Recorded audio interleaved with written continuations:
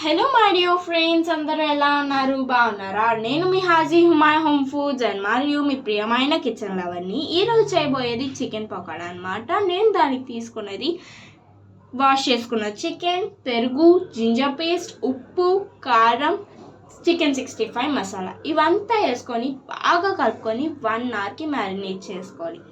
చేసుకున్న తర్వాత ఆనియన్స్, కరివేపాకు, పచ్చిమిర్చి, cornflour 2 tablespoon, besan flour 5 tablespoon, rice flour 2 tablespoon వేసుకొని బాగా కలుపుకోవాలి.